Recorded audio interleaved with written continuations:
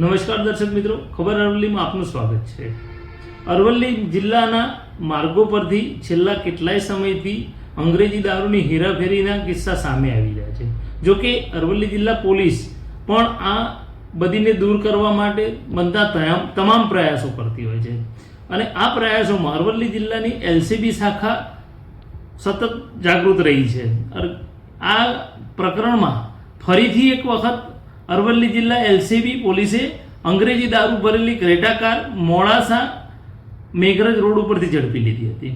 અરવલ્લી જિલ્લા LCB PI MH Jhala અને એમની ટીમે મેઘરજ પેલેટ ચોકડીથી સહયોગ ચોકડી સુધી નાકાબંધી કરી હતી। આ નાકાબંધી દરમિયાન પેલેટ ચોકડી તરફથી આવતી એક ક્રેટા કાર એ કારને અટકાવવા પોલીસે પ્રયત્ન કર્યો હતો, પરંતુ કારમાં શંકાસ્પદ વસ્તુ હોવાથી કાર ચાલકે આ નાકાબંધીને હટાવી ગાડી પૂરઝડપે ભગાડી મૂકી હતી।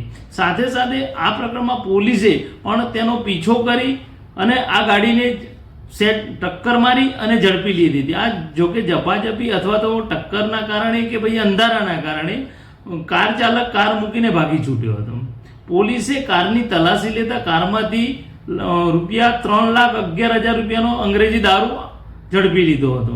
સાથે સાથે 8 લાખ રૂપિયાની કાર મળી પોલીસે 11,11,000 રૂપિયાની કિંમતનો મુદ્દામાલ જપ્ત કર્યો હતો।